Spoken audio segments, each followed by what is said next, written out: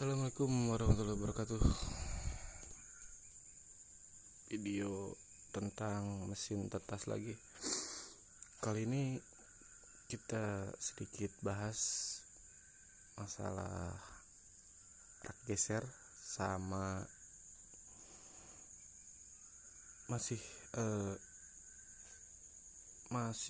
terus saya ulang mengenai kelembaban, karena memang kendala utama dengan sistem seperti ini atau mesin tetas dengan yang sistem seperti ini nih yang banyak yang terkendala masalah kelembaban. Oke, satu hal yang harus kita jelasin dulu masalah kelembaban ya. Nanti ini saya ada update masalah rak gesernya, tapi kita ngomongin kelembaban dulu sedikit. Kelembaban itu selalu berbanding lurus, bukan berbanding lurus ya, apa bahasanya, sejalan ya, sejalan kayaknya lebih tepat ya, sejalan sama suhu dan pergerakan udara. Ini sistem udaranya. Nah, ini cuma melalui lubang 2 itu saja. Berarti ini kan yang tidak disirkulasikan gitu. Jadi tidak dipaksa untuk masuk dan tidak dipaksa untuk keluar. Oke, itu yang satu hal yang kalau misalkan teman-teman mau buat atau mau beli mesin tetas yang harus dipahami adalah itu. Karena ini sistem udaranya tidak disirkulasikan, tidak dipaksa masuk dan tidak dipaksa keluar, jadi mengalir gitu aja melalui sirkulasi atau jalur keluar masuk udara yang ada, maka penyimpanan pastikan ini tidak mepet tembok. Sebelah sana juga untuk bagian sirkulasi udaranya itu jadi harus di tempat yang jangan terlalu mepet lah, harus agak kebuka supaya udaranya bisa tetap lancar. Itu satu. Kenapa udaranya harus lancar? Telur walaupun bentuknya masih telur dan terlihat tidak punya kehidupan, sebenarnya begitu masuk mesin tetas beberapa hari kemudian sudah ada kehidupan. Jadi intinya, apalagi semakin telur menua dan semakin mendekati hari menetas, itu semakin butuh sirkulasi udara. Satu itu. Terus kaitannya sirkulasi udara ini ke kelembaban. Kalau misalkan lubang sirkulasi ini kita tutup atau terhalang, otomatis tidak ada udara baru yang keluar. Nah, kalau bahasa saya sih udara yang sudah diinkubasi di sini. Jadi bukan cuma telurnya, tapi udara yang sudah terinkubasi di sini tanpa ada keluar, tanpa ada masuk. Biasanya gitu, menang-menangan aja. Kalau stok air lagi banyak, kelembaban yang bakal naik terus. Tapi begitu stok airnya menipis, itu suhu yang menang gitu. Jadi terus berjalan menghabiskan airnya itu cepat, karena kan udara yang di dalam sini ini udah dihangatkan. Beda dengan udara yang di area luarnya sini yang belum, maksudnya yang alaminya gitu, itu kan masih membawa kandungan air yang lumayan tinggi. Jadi begitu udara yang sirkulasi ini masuk ke sini, membantu juga untuk menaikkan kelembaban. Itu satu. Terus kenapa, misalkan ada yang tanya kenapa nggak naik-naik harus ditambah air juga?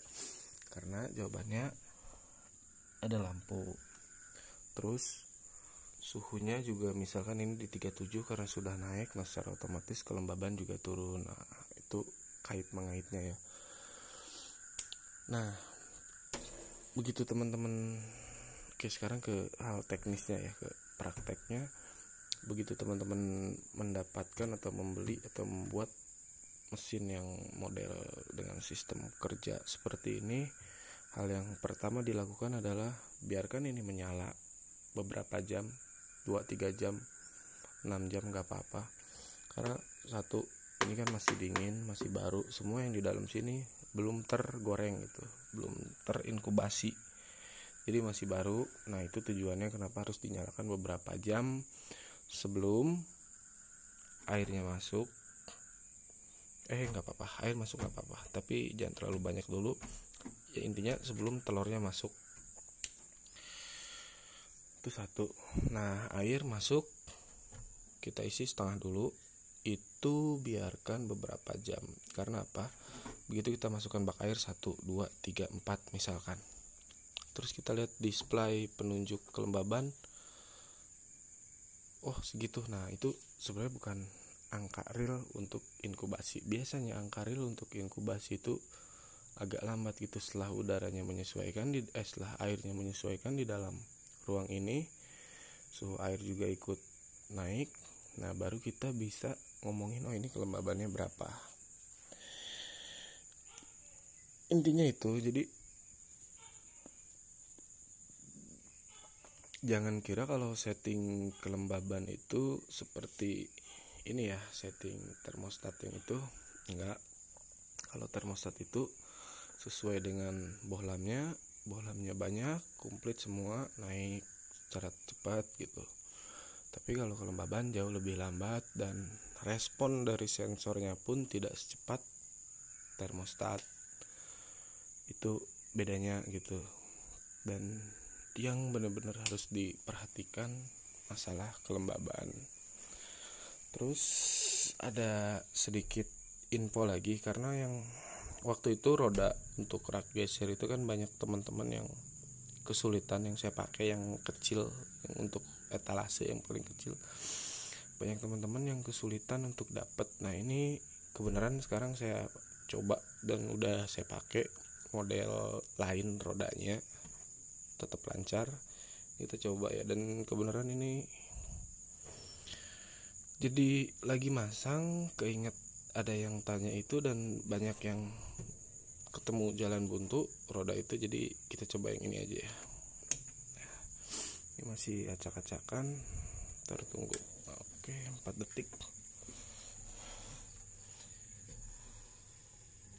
Nah itu rodanya. Jadi kalau misalkan teman-teman ke toko material, ini namanya roda untuk laci, ya itulah bilangnya itu. Ini bisa dilihat,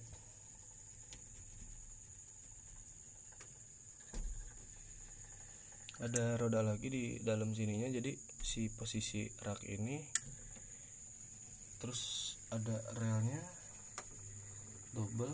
Nah si kelihatan ya, kelihatan ya. Oh ya, yang dari sini aja ini lebih jelas. Itu satu rodanya, di situ di dalam ada satu lagi. Jadi ketika dia bergerak, posisinya itu selalu tertahan sama relnya itu. Nah ini juga bagus, lancar, maksudnya nggak ada kendala, dan lebih mudah didapatkan buat teman-teman yang mengalami kesulitan. Terus ini penggeraknya. Nah tips untuk membuat ini tuas penggerak yang ini, pakai kayu yang agak keras. Kalau saya biasanya antara jati atau sono keling atau mahoni. Karena kalau kayu yang lembek agak-agak biasanya meleot gitu tuh, nggak terlalu diem, masih ada speleng. Nah kalau misalkan kayu yang keras ini enak, aman, terkendali.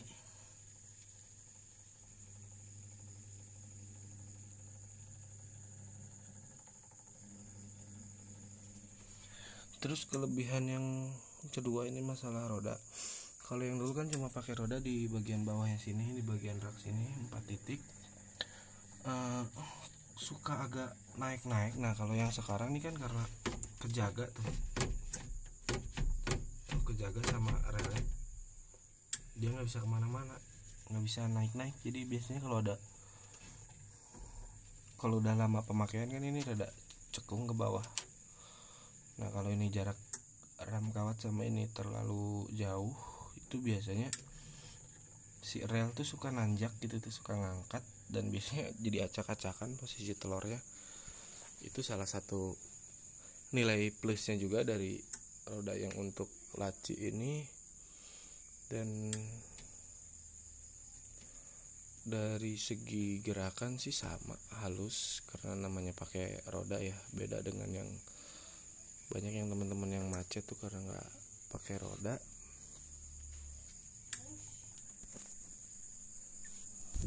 Nah ini dia penampakan rodanya tuh kan, jadi posisinya selalu menggantung di rel. Kayaknya ini lebih aman, ini juga halus banget. Oke, jadi nah ini nih mereknya, kelihatan nggak? Oh ini Huben. Oke, ini kita buka ya. Nah ini rodanya ada